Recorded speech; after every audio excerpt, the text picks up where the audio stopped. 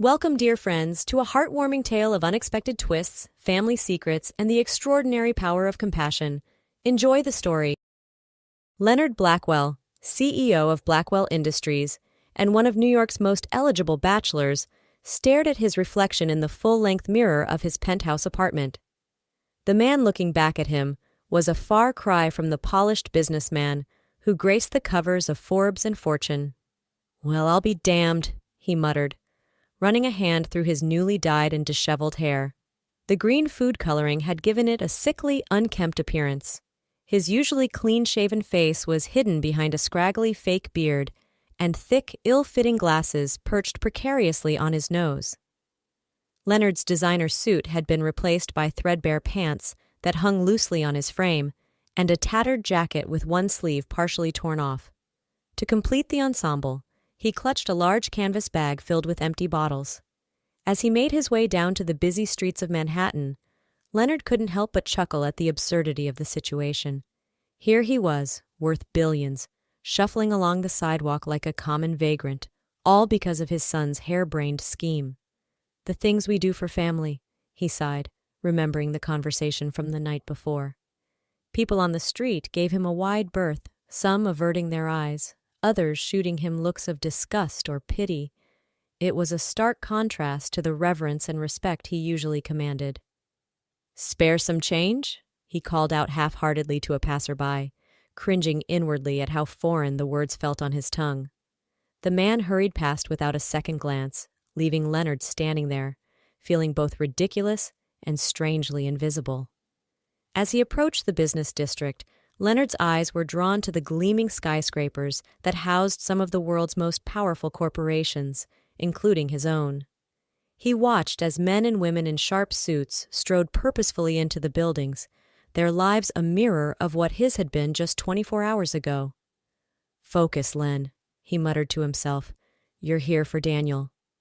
With a deep breath, Leonard steeled himself and shuffled towards the parking lot of a nearby office complex. It was time to put his son's plan into action, no matter how much he disagreed with it. The late afternoon sun beat down on the asphalt of the business center parking lot as Leonard hovered uncertainly near the entrance. He'd spent the better part of an hour watching people come and go, trying to work up the courage to approach someone. "This is ridiculous," he thought, wiping sweat from his brow.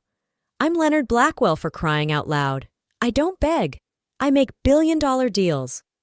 Just as he was about to give up and call the whole thing off, a young woman caught his eye.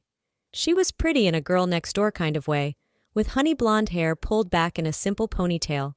Her dress, while attractive, was clearly off the rack, a far cry from the designer labels that surrounded her.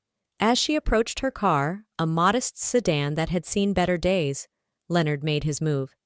"Excuse me, miss," he called out, adopting a gravelly voice.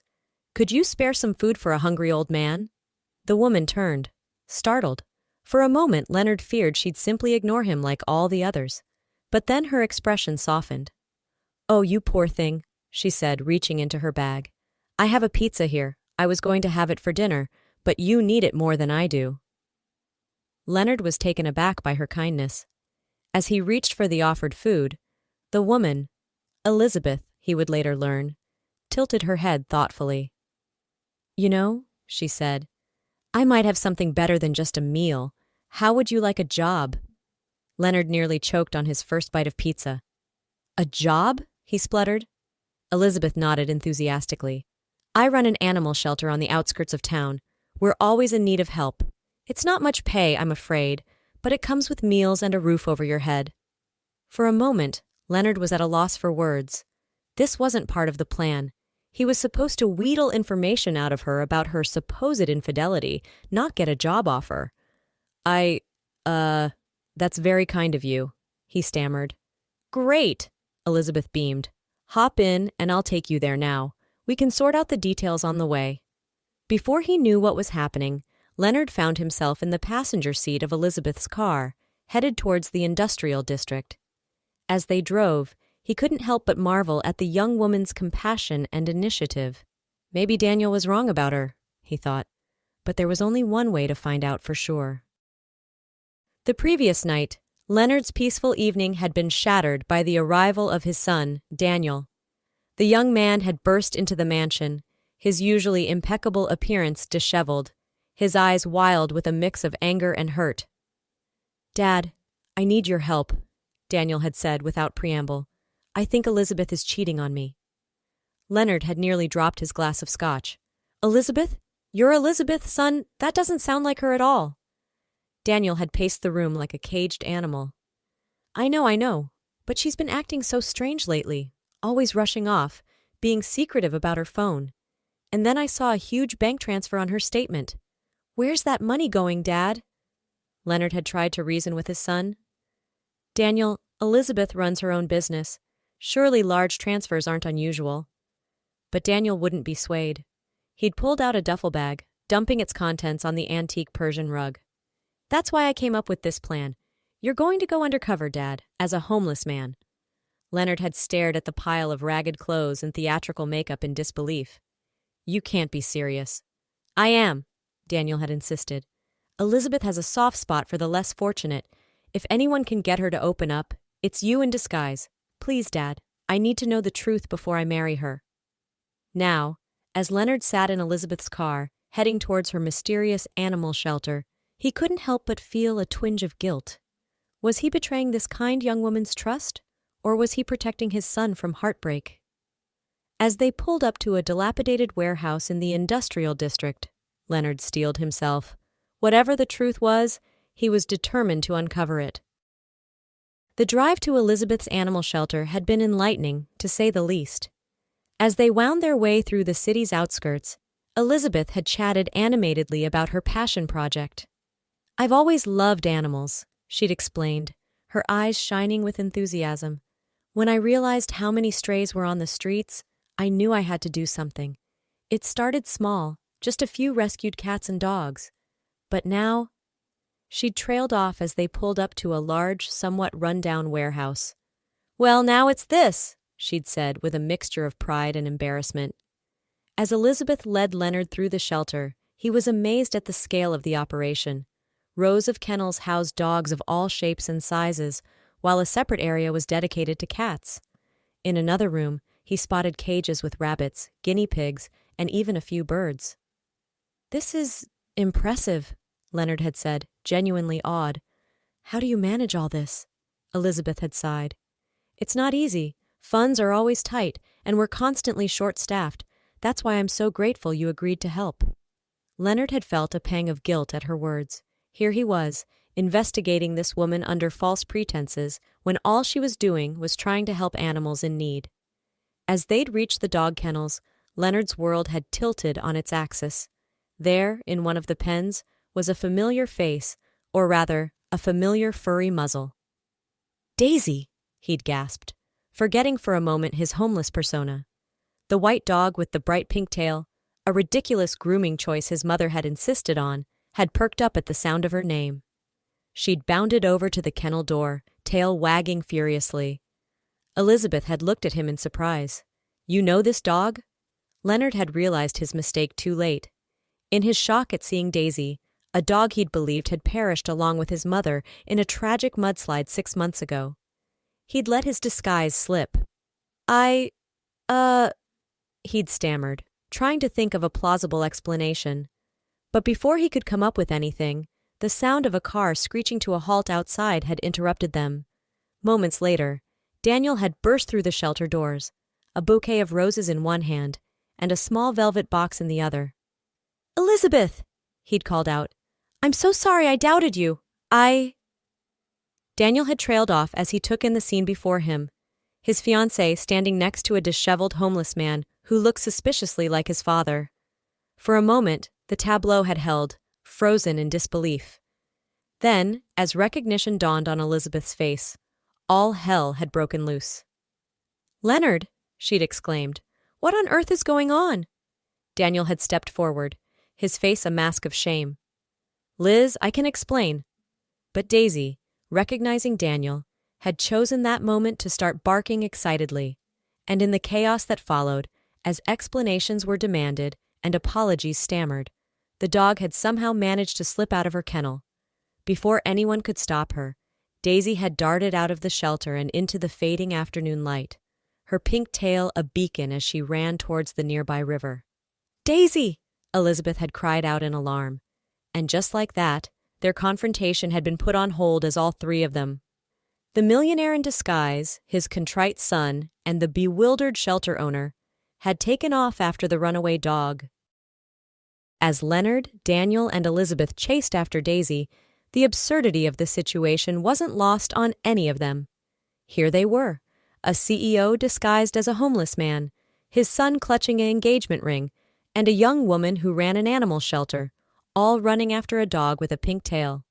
"Daisy!" Elizabeth called out, her voice tinged with worry. "Come back, girl." The dog, however, seemed to have a specific destination in mind. She led them on a merry chase through overgrown paths along the riverbank, her white fur standing out against the deepening twilight. Finally, Daisy came to a stop in front of a ramshackle structure that could barely be called a shack. It was little more than a lean-to made of scavenged wood and corrugated metal, hidden from view by a weeping willow. As they approached, Leonard felt a chill run down his spine that had nothing to do with the evening air. There was something familiar about this place, something that tugged at the edges of his memory. Daisy scratched at the door of the shack, whining softly. Elizabeth moved to open it, but Leonard held out a hand to stop her.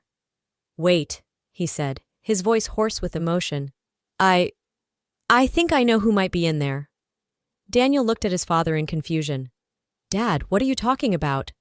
But Leonard was already moving forward, his heart pounding in his chest.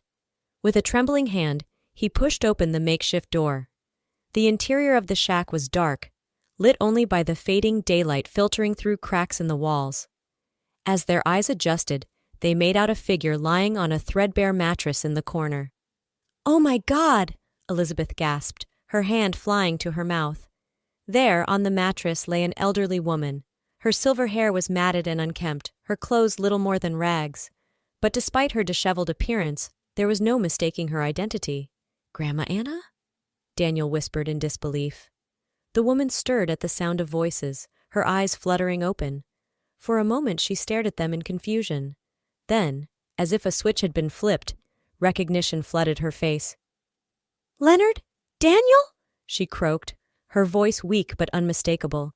"Is it really you?" As Daisy bounded over to the bed, tail wagging furiously, the full weight of the situation crashed down on them. Anna Blackwell, Daniel's grandmother and Leonard's mother, was alive.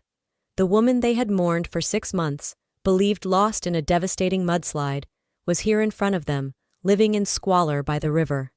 Questions whirled through Leonard's mind. How had she survived? Why hadn't she come home? And who had been caring for her all this time? As if in answer to his unspoken questions, the sound of footsteps outside the shack made them all turn. A man stood in the doorway, his face a mixture of shock and fear as he took in the scene before him. "Greg?" Anna said, a note of affection in her voice. "Greg, look who's here. It's my family." The newcomer, Greg, seemed to deflate, his shoulders sagging in defeat. "I guess," he said softly, "it's time for me to explain everything." And as the group settled in to hear Greg's story, Leonard couldn't help but feel that they were on the cusp of unraveling a mystery that would change all their lives forever. The interior of the shack felt cramped with all of them inside, but nobody seemed inclined to leave. Greg, a man who looked to be in his late 60s with weathered features and kind eyes, sat on an overturned crate, his gaze fixed on Anna. "I suppose I should start at the beginning," he said, his voice rough with emotion. "Anna and we have a history." Anna reached out and took Greg's hand, smiling encouragingly. "It's okay, dear. They should know the truth." Greg nodded, took a deep breath, and began his tale. "Anna and I met in college almost 50 years ago. We fell in love, but her mother, well, she didn't approve of me. Said I wasn't good enough for her daughter." Leonard and Daniel exchanged glances. They'd never heard this part of Anna's past before. Greg continued, "We were forced apart. Anna married someone else, had a family. I tried to move on, but I never really did." He paused, his eyes misting over with memories. "Life has a funny way of giving second chances, though. 6 months ago, I was living down here by the river, lost my job, then my house. Thought things couldn't get any worse. His voice grew urgent as he recounted the night of the mudslide. I heard the rumble, saw the hillside coming down, and there, in the middle of it all, was Anna. I didn't even think. I just ran and pulled her out. Anna squeezed his hand. My hero, she said softly. But when she came to, Greg said, his voice heavy with guilt, she didn't remember anything. Not her name, not her family. Nothing. Understanding dawned on Leonard's face. So you told her? Greg nodded, shame evident in his expression. I told her we were married, that we lived here together. I know it was wrong, but after all these years, to have her back, I couldn't bear to lose her again.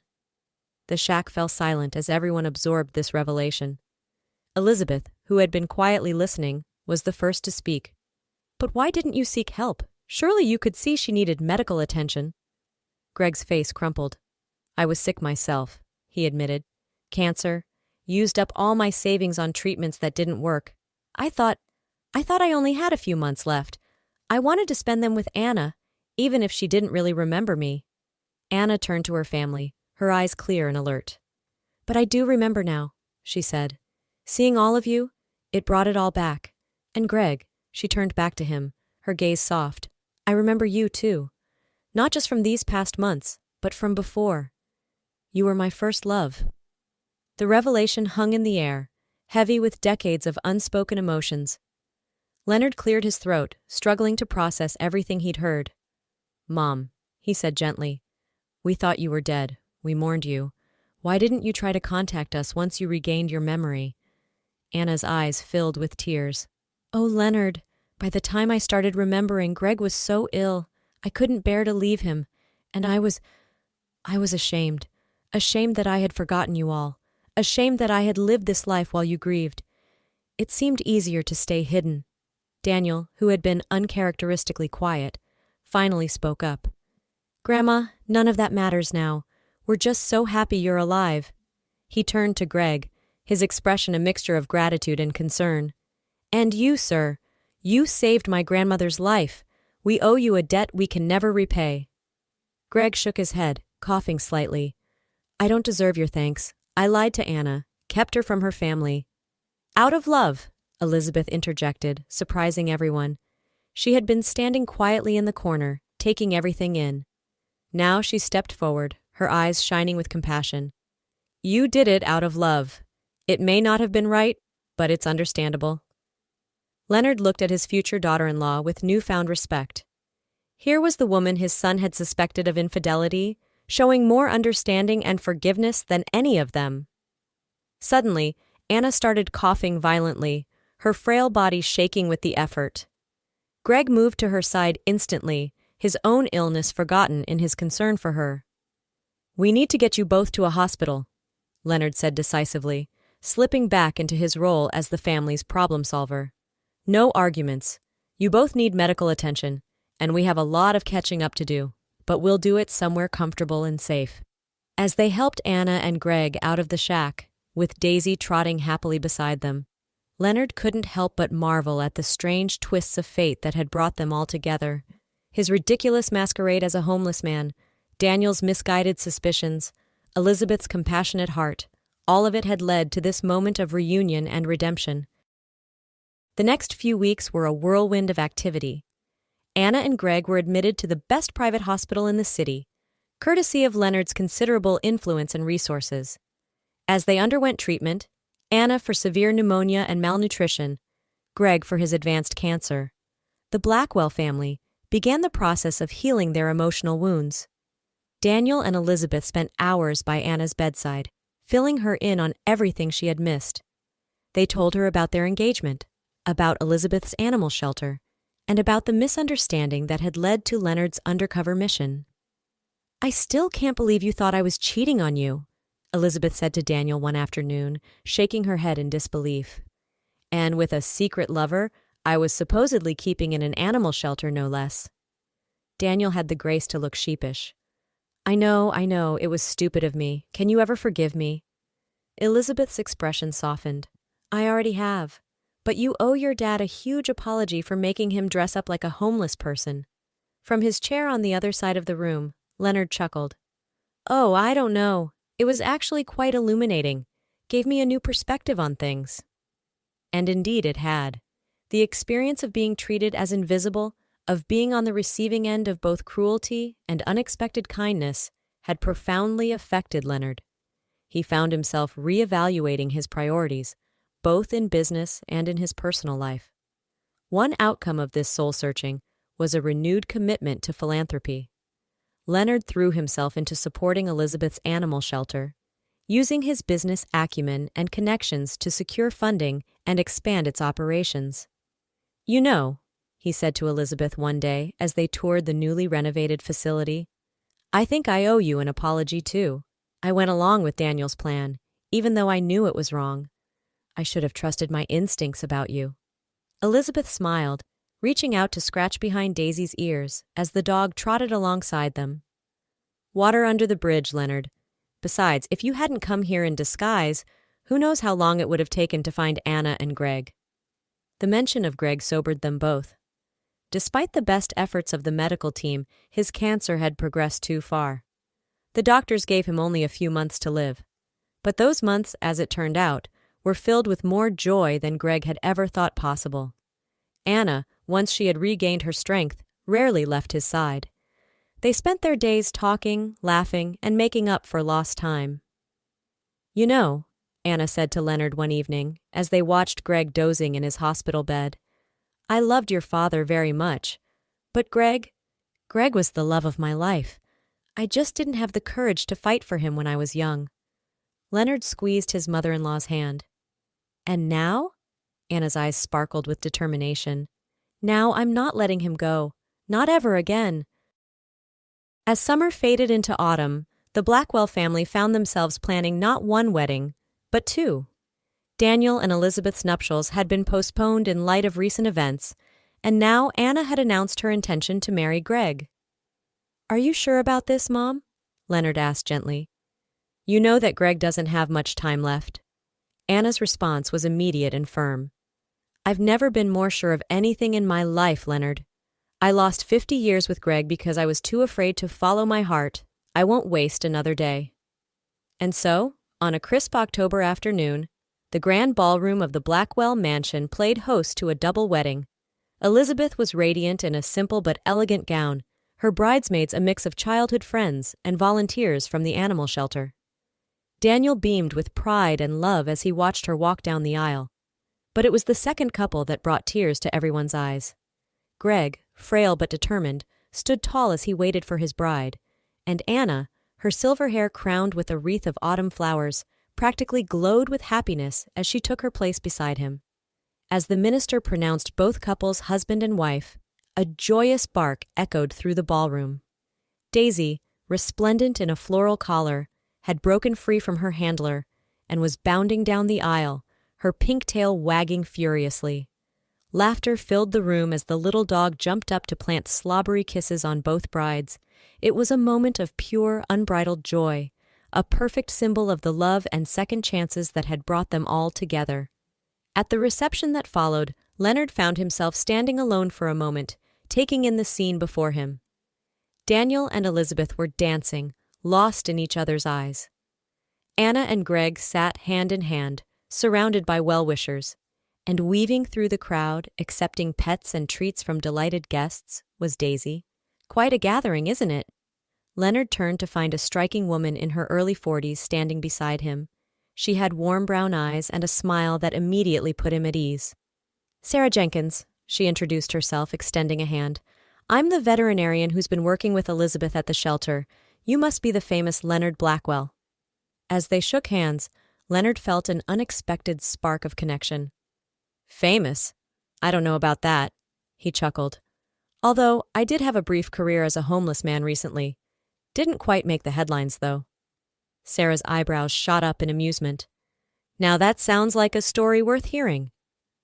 And as Leonard launched into the tale of his misadventures, he realized that perhaps his own second chance at love wasn't as far off as he'd thought. 1 year later, the Blackwell mansion was once again filled with laughter and celebration. This time, it was for the grand opening of the Anna and Greg Blackwell Animal Sanctuary, a state-of-the-art facility that combined Elizabeth's passion for animal welfare with Leonard's business acumen.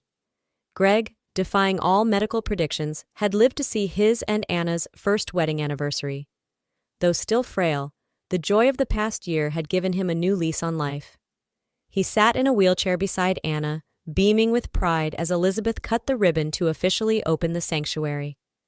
Daniel, now a devoted convert to the cause of animal rescue, stood on Elizabeth's other side. Their own big news. Elizabeth's pregnancy had been announced just a week earlier, adding to the family's joy. And Leonard? He found himself stealing glances at Sarah throughout the ceremony. Their friendship had blossomed over the past year into something deeper, something that filled him with a renewed sense of purpose and happiness. As the guests milled about, touring the new facilities and cooing over the animals, Daisy trotted up to Leonard. Her pink tail, now faded but still distinctive, wagged as she dropped a tennis ball at his feet. Leonard crouched down to pet her, marveling at the chain of events this little dog had set in motion. From a chance encounter in an animal shelter to a family reunited, from broken hearts mended to new love found, all because of a scruffy white dog with a pink tail. "You know," Sarah said, coming to stand beside him, "I think Daisy here deserves a special title. How about Chief Matchmaker of the Sanctuary?" Leonard laughed, standing up to wrap an arm around Sarah's waist. "I think that's perfect. After all, she brought all of us together in her own way." As they walked together to join the rest of the family, Leonard reflected on the journey that had brought them all to this moment. From a misguided masquerade to a beautiful reality, from suspicion to trust, from loss to love. It had been a year of transformation for all of them, and as he looked around at the happy faces of his family, at the contentment in Anna and Greg's eyes, at the passion and purpose radiating from Daniel and Elizabeth, and at the warmth of Sarah beside him, Leonard knew one thing for certain. Sometimes, the greatest riches in life come disguised in the most unexpected packages.